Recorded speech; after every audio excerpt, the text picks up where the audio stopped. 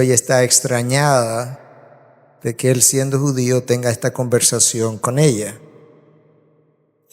Y él comienza a hablar con una mujer que tiene una necesidad aparentemente física. Ella tiene sed, necesita agua, tiene que llevar agua a su hogar.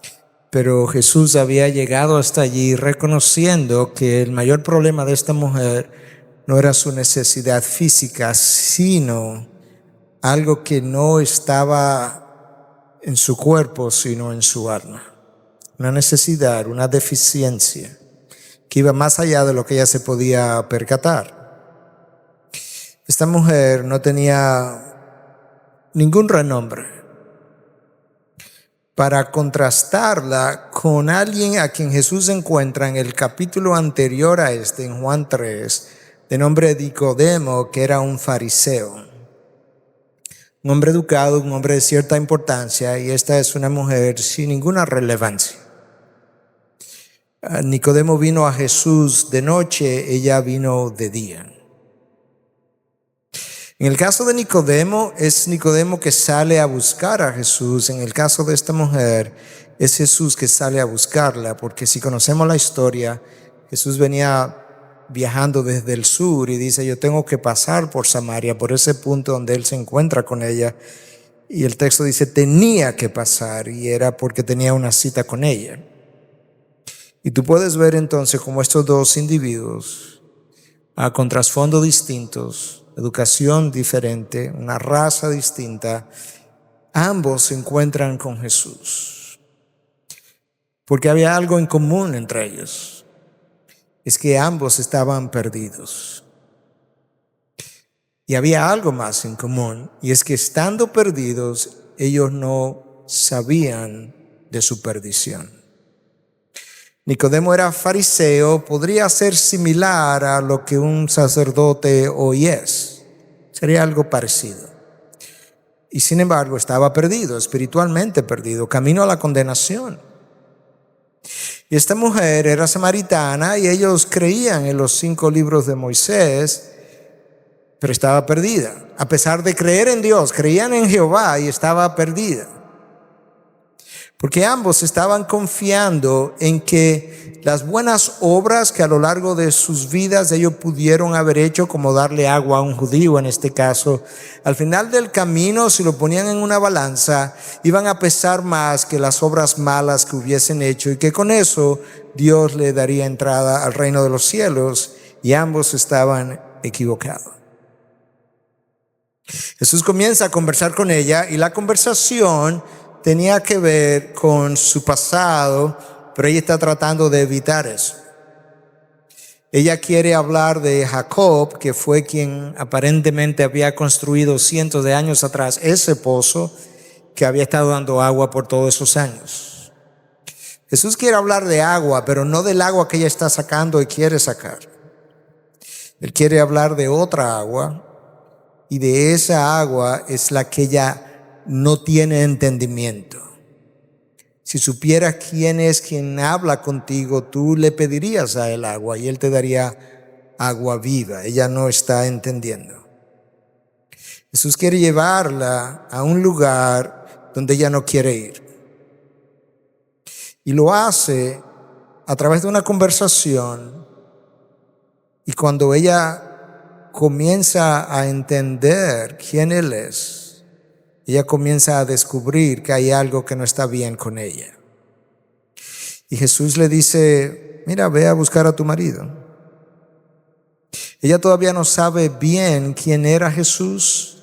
Ella no sabe bien lo que él tenía que ofrecer, y ella no conoce cómo obtener lo que él estaba ofreciendo. Y de esa misma manera, algunos de nosotros quizás no conocemos a Jesús. Quizás hemos crecido en una familia religiosa, quizás hemos leído la Biblia, pero eso no necesariamente garantiza que yo tenga mi salvación. Ahí donde está esta mujer, ahí donde estaba Nicodemo, alguien que enseñaba la Biblia y no conocía el camino a Dios. Alguien que era experto en la ley de Dios y no conocía a Dios.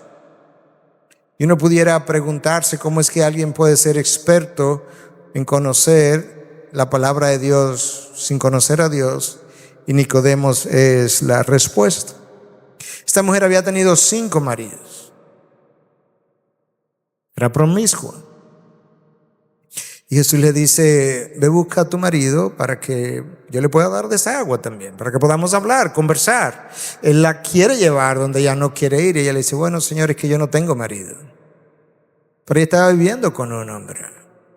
Pero eso no es lo que ella dice. Y Jesús le dice: ¿sabes qué? Tú has dicho bien. Porque tú has tenido 5 maridos. Y el que tiene ahora no es tu marido. Ella tenía una necesidad física, ella tenía una necesidad emocional, porque los 5 maridos y el 6º que ahora tiene, la razón de ellos no es simplemente que ella es una mujer promiscua, es con toda probabilidad que ella es una mujer en búsqueda de aprobación, de aceptación, de valor, de amor. Y cada hombre que ella conoció, ella pensó que él sería la fuente de cada una de esas cosas que su corazón necesitaba, y ya iba por 6. Ella pagó un alto precio en su búsqueda, porque tú no pasas por los brazos de 6 hombres sin pagar un alto precio. De manera que su búsqueda la llevó a pagar un alto precio sin encontrar lo que ella buscaba y necesitaba. Y ahora lo tiene delante, y lo tiene en un hombre, pero no un hombre cualquiera. Ella no sabe a quién tiene delante, y por eso Jesús le dice: si supiera quién está delante de ti, tú le pedirías de esa. Pero como ella no está interesada en ir donde Jesús quiere ir, ella comienza a hablar de otra cosa. Le dice: dime cuál es el lugar correcto para adorar. Los judíos, ustedes dicen que es en Jerusalén, pero nosotros los samaritanos decimos que es en el monte Gerizim. ¿Dónde es? Ella tenía que llegar a entender que el problema que ella tenía no lo iba a resolver un lugar, sino una persona. Ella necesitaba llegar a comprender que hasta ese momento ella, al igual que Nicodemo, habían conocido una religiosidad, habían conocido, en el caso de ella, como samaritana, los primeros 5 libros de la Biblia, pero ellos no tenían una relación con Jesús.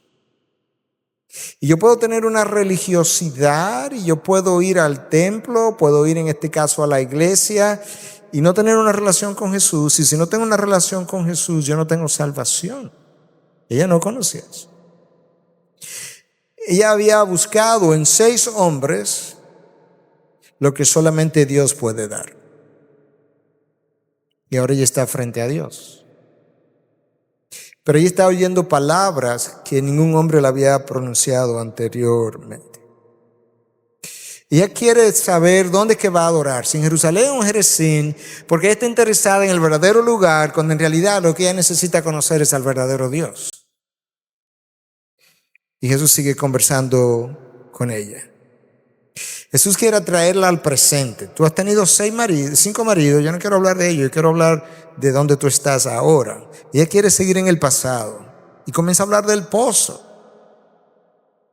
porque es más fácil hablar del pasado que lidiar con el pecado que yo tengo en el presente. Yo me acuerdo cuando yo hacía, yo me acuerdo cuando yo era. Jesús quiere traerte al presente. Ella quiere hablar de Jacob y sus antepasados, porque es más fácil hablar de otros que hablar de mí. Y eso es lo que hacemos con frecuencia, que hablamos mucho de otros tratando de evitar el hablar de mi persona. Ella le dice: ¿acaso eres tú más grande que nuestro padre Jacob, que nos dio este pozo? Ella quiere hablar de su padre Jacob, Jesús quiere hablar de su padre Dios. Y lo que ella no sabe es que Jesús, en la conversación, de una manera muy gentil y amable, la está acorralando.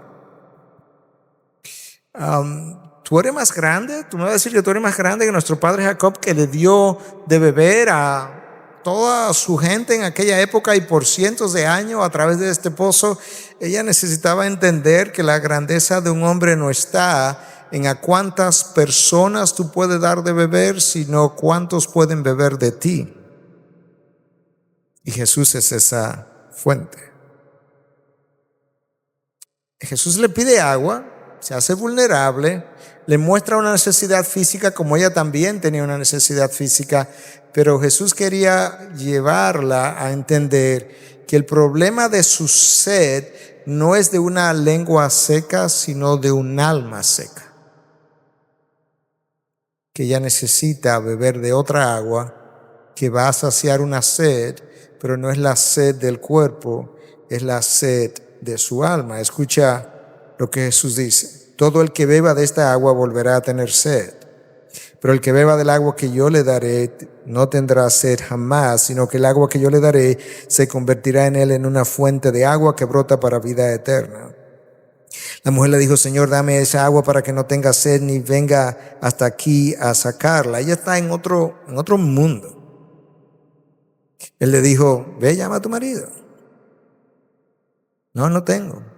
Bueno, bien has dicho, tú has tenido 5 y el que tiene no es tu marido. Ya llegamos. En la intención de Jesús ya llegamos donde Jesús quería llegar. Jesús quería llegar a su pecado.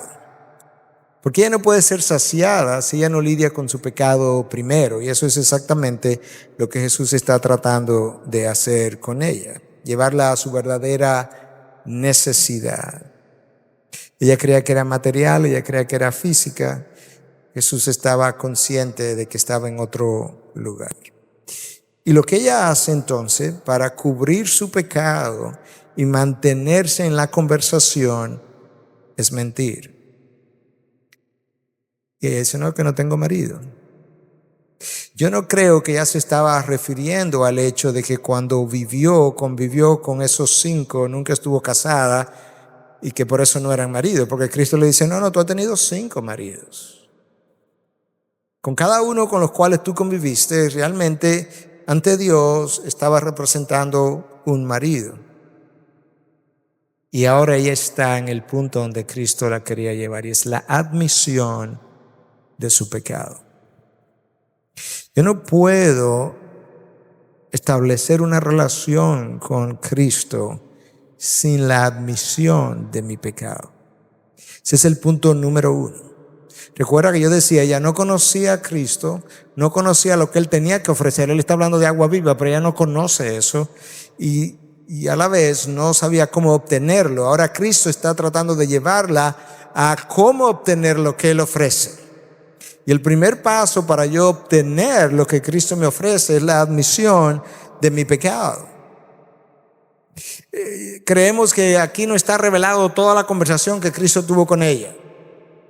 Porque cuando ella regresa al pueblo le dice: yo he conocido a un hombre que me ha dicho toda mi vida, y en realidad aquí lo único que sabemos de su vida es que ella tuvo 5 maridos y el que tiene no es su marido. De manera que otras cosas ocurrieron en la conversación que probablemente no están registradas. Pero cuando ella va al pueblo, ella comienza a llamar a la gente para que vengan a conocer a este profeta, y muchos pusieron su fe en Jesús a causa de ella. Por tanto, entendemos que en algún momento en ese trayecto o en la conversación con Jesús, ella probablemente comenzó a experimentar la convicción de pecado y el arrepentimiento necesario para entonces poder recibir perdón de parte de Jesús y con el perdón establecer la relación con Él.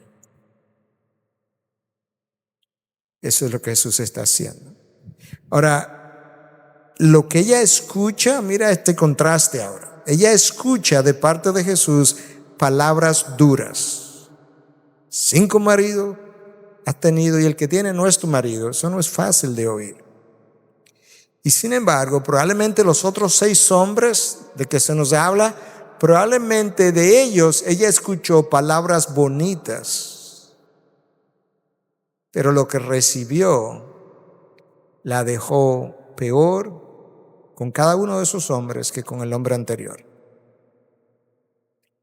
Y eso nos ayuda a nosotros a entender que las palabras que yo necesito escuchar no son las palabras bonitas que satisfacen mi cuerpo, mi necesidad física, mi figura, mi necesidad inmediata. Yo necesito escuchar palabras de vida eterna que satisfacen mi alma. Y es más fácil y más placentero al oído escuchar estas palabras bonitas que vienen de otro ser humano y que me hacen sentir inicialmente bien, que escuchar las palabras de vida eterna que pudieran hacerme sentir mal en un principio al confrontarme con mi pecado, pero que al final van a traer a mí lo que yo andaba buscando y habiendo pasado por 6 hombres no encontré, pero que ahora yo puedo encontrar en un solo hombre cuyo nombre es Jesús. Y eso es donde Jesús la tiene en este momento. Ahora, para ella abrazar a Jesús como Mesías, había algo que ella tenía que hacer en la admisión de su pecado. La mentira que ella había abrazado, no he tenido marido, ella tenía que dejar eso a un lado para poder abrazar la verdad de Dios. Lo que hacemos a veces es que vivimos una vida de mentira que abrazamos con este brazo y queremos abrazar con este brazo la verdad de Dios. Y Dios dice, no, así no funciona mi oferta. Mi oferta es para ser abrazada con ambos brazos y por tanto hay algo que dejar para luego tener algo que tomar.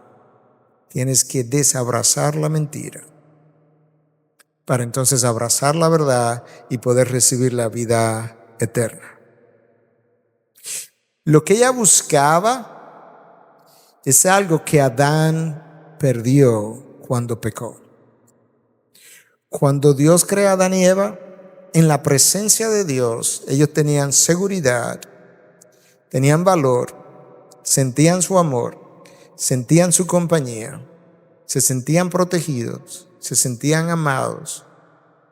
Cuando Adán peca y se aleja de Dios, el hombre comienza a experimentar inmediatamente una necesidad profunda de compañía, 6 maridos, de amor, 6 hombres que me amen, de protección, pero ninguno la protegió si la abandonó y se la dejó al próximo hombre, de valor, pero cada uno de ellos la desvaloró más y de hecho ella valía menos para el próximo hombre que ella iba a tener. Ellos conocían su pasado. Y probablemente cuando ella se encuentra con Jesús, no lo sabemos, pero podemos especularlo. Lo más probable, ella estaba pensando, este otro hombre más de lo que me han tratado en el pasado y seguro está interesado en mi cuerpo también. Y Jesús está ahí tratando de lidiar con ella para que ella pueda lidiar con su pecado. Jesús lidia con ella para que ella pueda lidiar con su pecado. Y la manera como yo lidio con mi pecado es yo pienso, hago introspección, reviso mi vida, lo admito para mí, lo admito delante de Dios y luego encuentro a alguien que me pueda ayudar, a quien yo pueda admitírselo, que me pueda guiar, como Jesús estaba tratando de guiar a esta mujer. Ese es el hombre que confronta tu vida. Ese es el hombre que te invita, es el hombre que te ofrece lo que puede saciar tu alma, pero no sin antes confrontar tu vida y decirte, mi oferta la puedes tener, pero tienes que abandonar lo que tú habías comprado, que pensaba que te iba a satisfacer, que no te ha satisfecho, pero que sigues en búsqueda de, pensando que ahí está tu solución. Y yo no sé dónde estamos nosotros, porque no conozco la vida personal, íntima de cada uno de ustedes, incluso están en diferentes estadios. Pero independientemente de donde estén, hay una búsqueda que cada uno de ustedes tiene, que buscamos satisfacer en este mundo aquí le va. Y yo quisiera que tú pensaras en eso por un momento. Mientras tú lo piensas, que tú puedas ver estas otras imágenes y que podamos seguir conversando.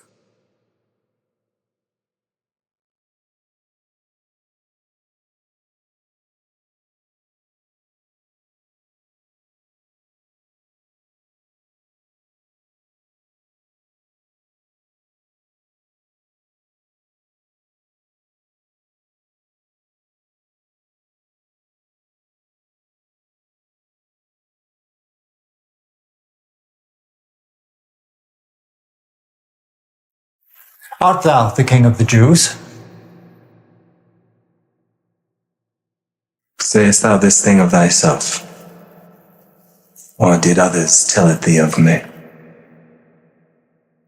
Am I a Jew?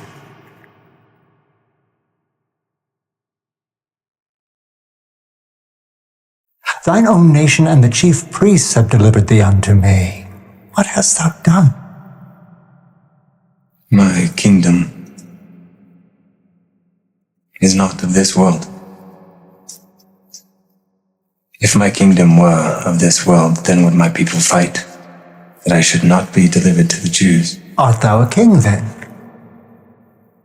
Thou sayest that I am a king. To this end was I born, and for this cause came I into the world, that I should bear witness unto the truth. Everyone that is of the truth heareth my voice.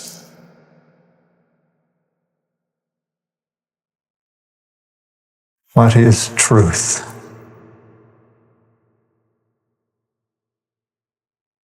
Jesús está siendo interrogado frente a Pilato, el gobernador, el hombre de poder. Déjame leerte un par de versículos de Juan 19, a partir del versículo 6. Entonces, cuando le vieron, los principales sacerdotes y los alguaciles gritaron diciendo: crucifícale, crucifícale. Pilato les dijo: tomadle vosotros y crucificarle, porque yo no encuentro ningún delito en él.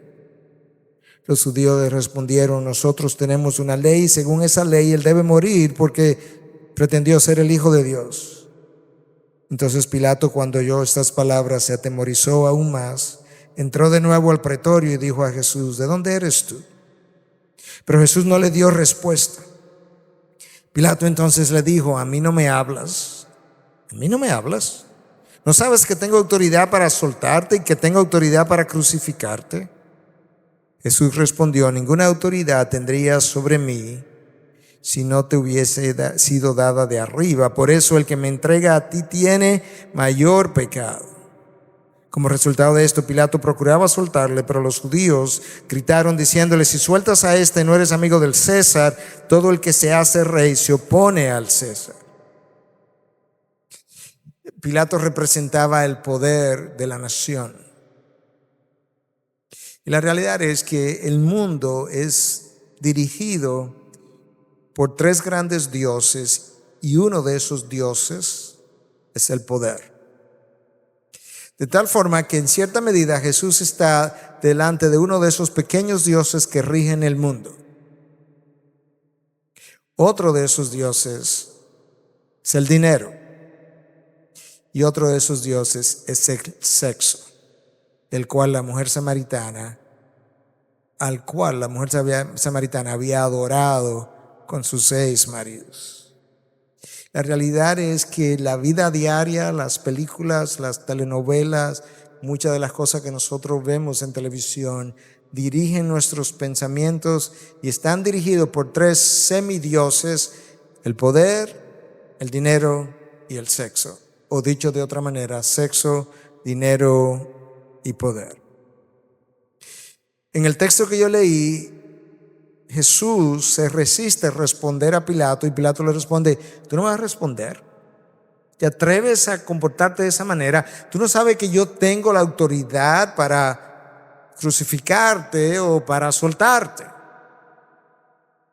Pero Jesús no se deja intimidar y a cambio él, por el contrario, él desafía el poder del momento e inicialmente no responde, y cuando responde le deja ver a Pilato: tú sabes una cosa, tú tienes un poder delegado que mi Padre te ha delegado. Si Él no te lo hubiera delegado, tú no tuvieras ningún poder.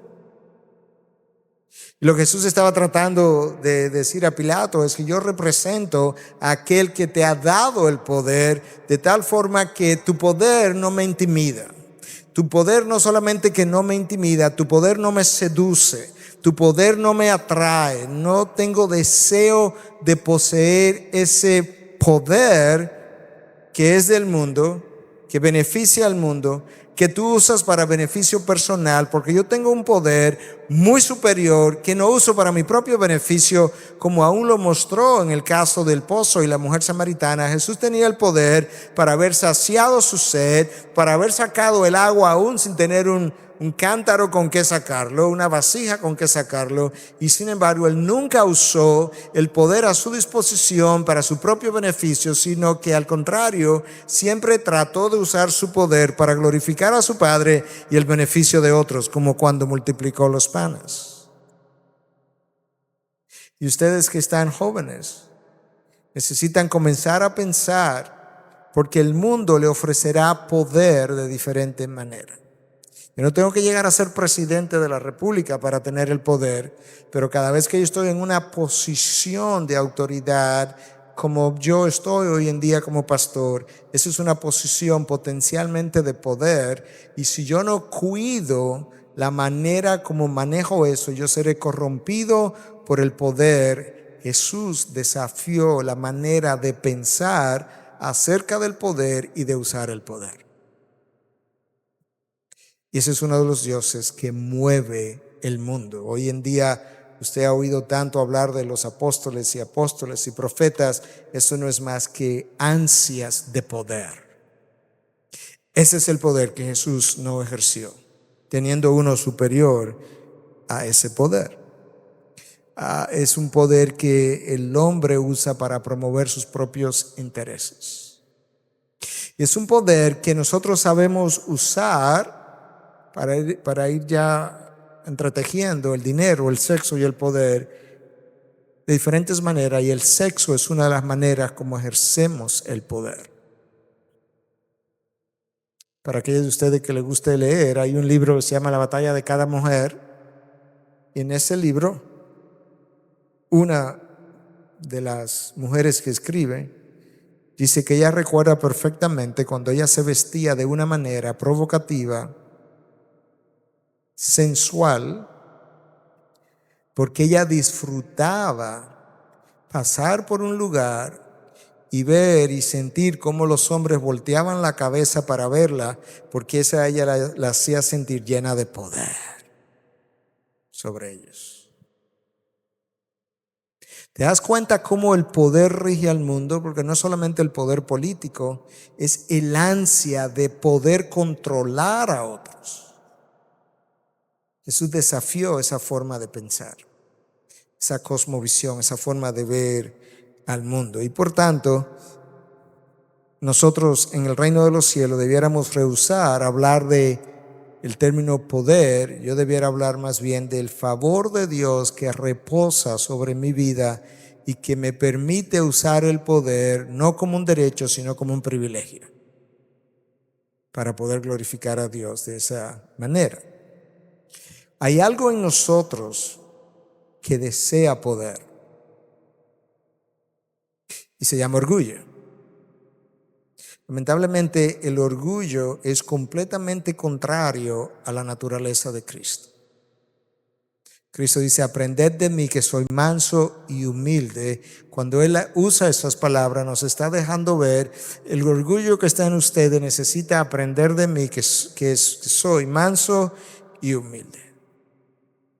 Y decía alguien: si el orgullo no muere en usted, nada del cielo puede vivir dentro de usted. El orgullo es todo el infierno, decía ese autor. Y de esa misma manera es ese orgullo que desea el poder para poder controlar, valga la redundancia. Ese es el poder político, pero está también el otro poder en nosotros, que es el de controlar a otros.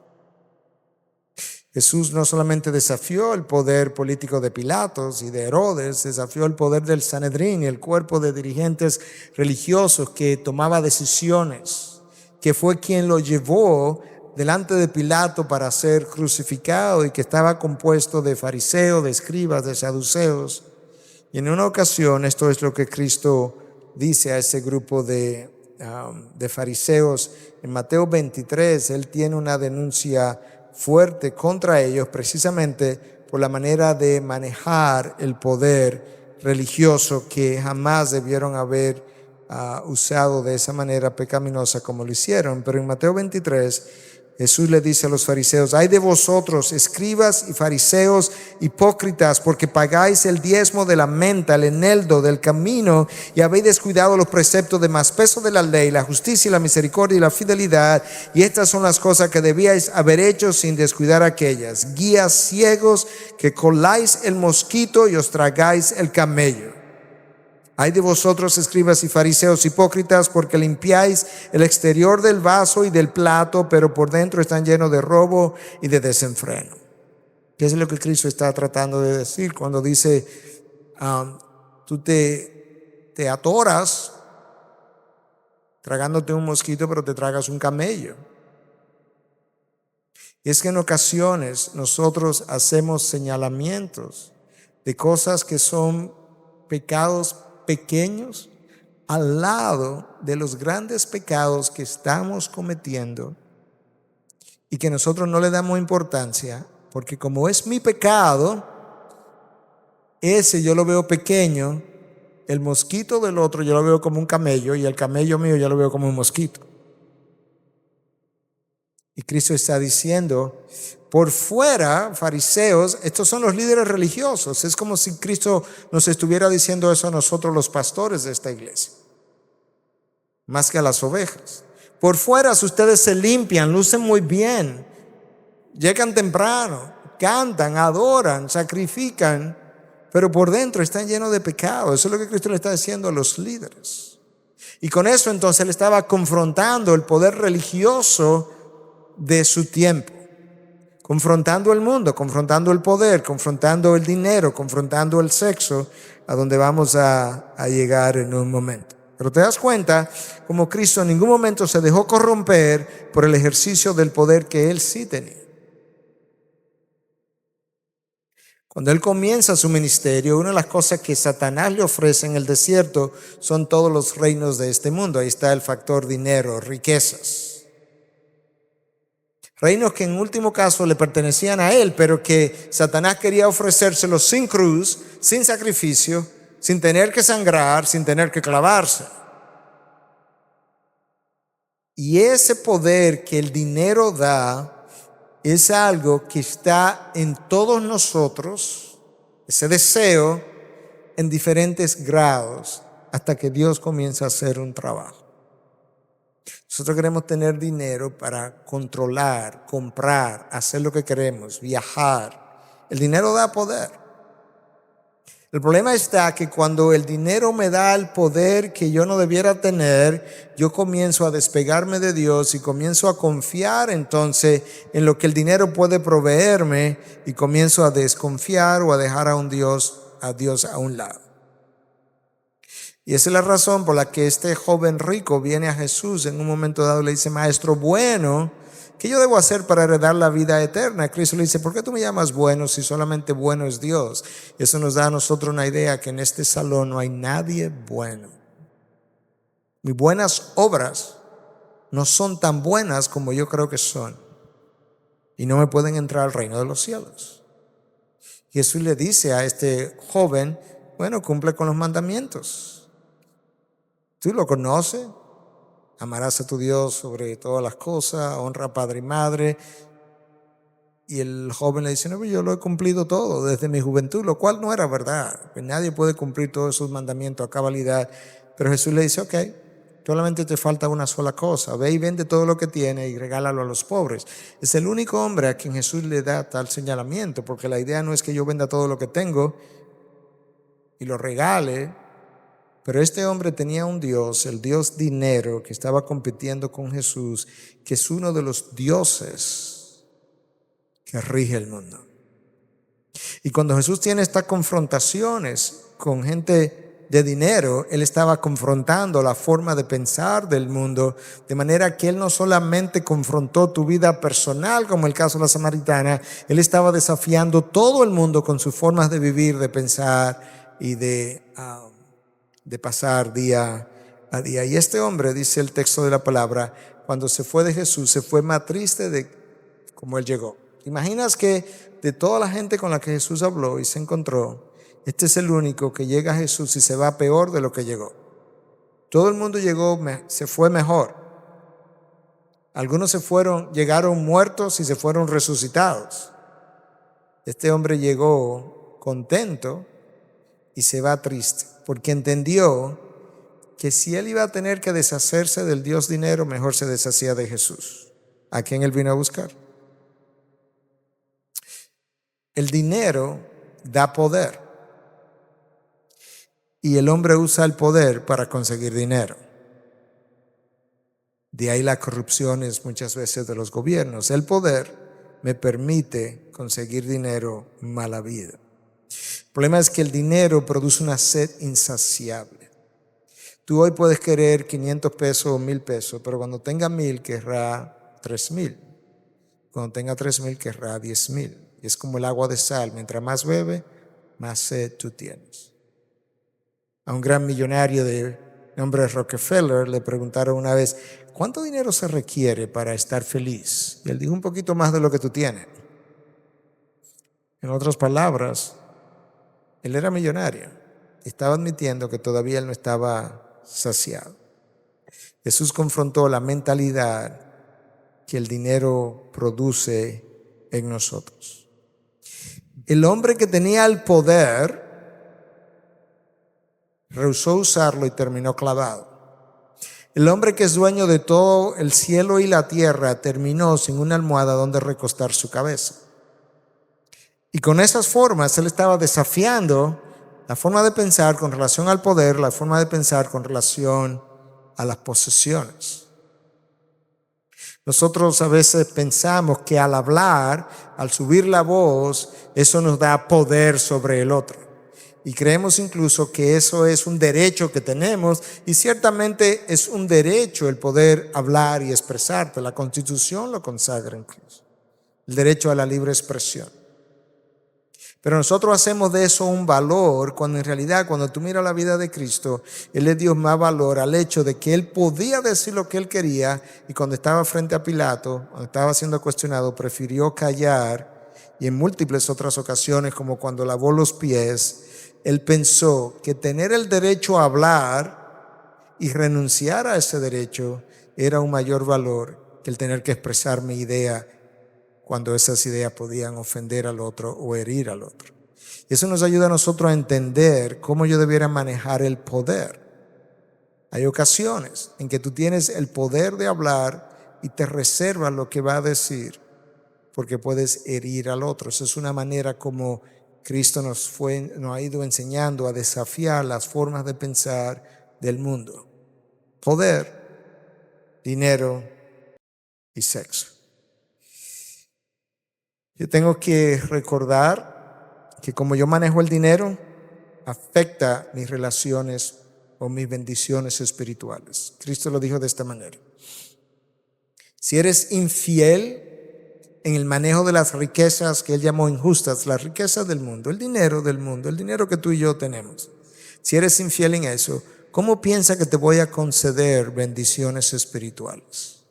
Si manejas mal lo que es mundano, lo que es del mundo, lo que es ordinario, ¿cómo piensas que va a manejar bien lo que es celestial?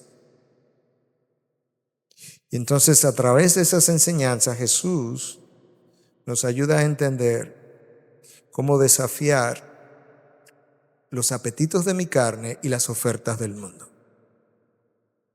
Y entonces Él nos enseñó en los evangelios que todo aquel que no renuncia a todas sus posesiones no es digno de ser mi discípulo. Eso no quiere decir que yo debo vender todo lo que tengo.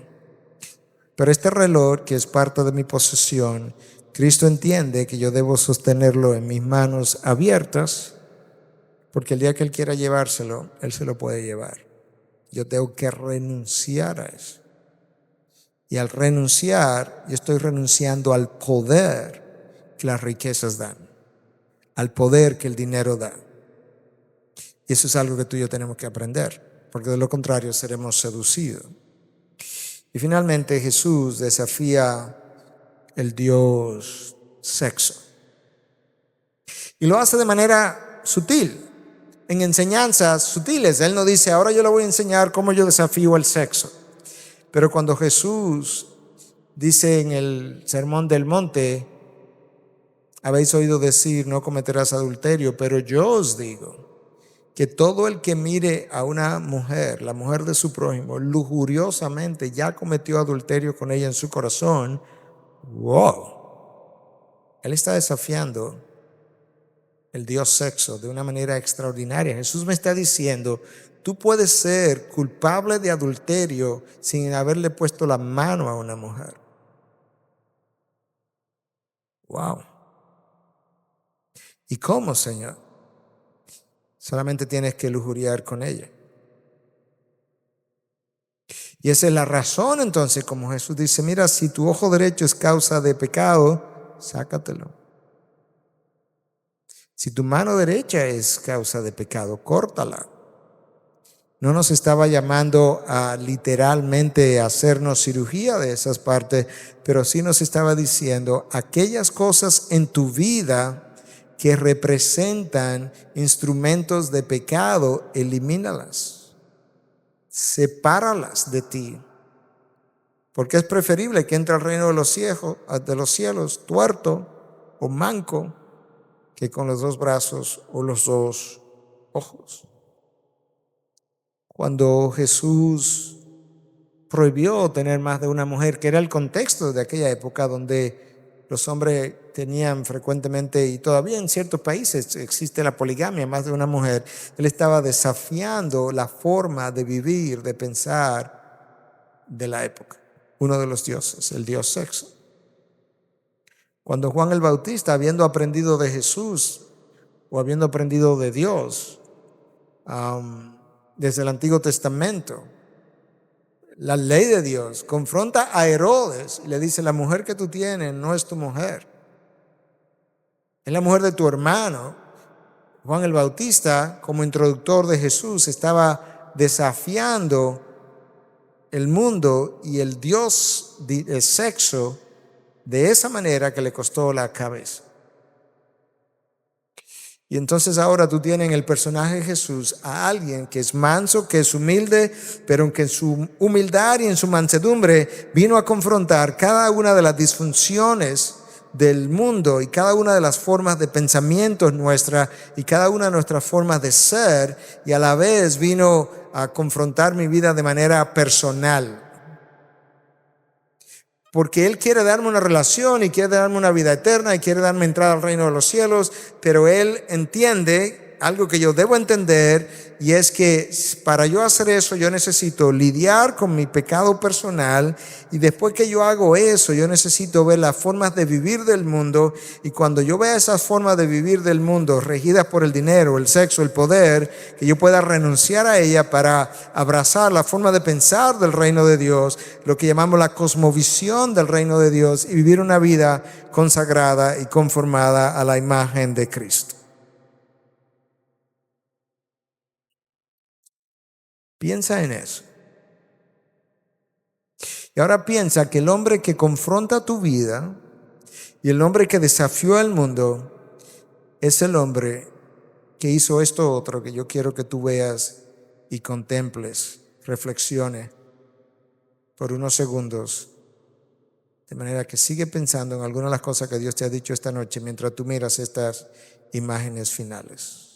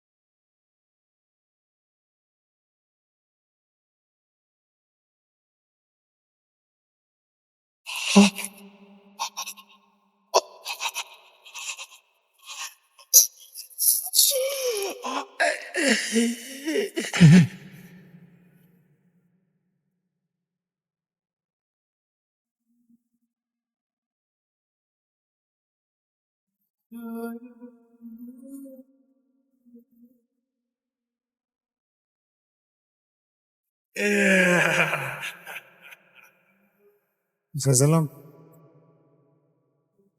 el Dios hecho hombre, que no conoció pecado, pero fue hecho pecado en la cruz por nosotros, para que el día en que yo admitiera como la mujer samaritana mi pecado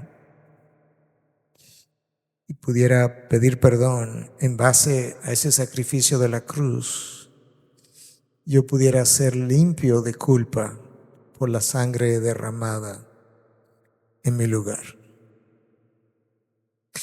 Jesús vivió una vida perfecta, sin pecado, en conformidad con la ley de Dios, porque alguien tenía que cumplir con la ley de Dios para que yo pudiera entrar al reino de los cielos, y yo, ni tú, ni ninguno de nosotros puede hacer tal cosa.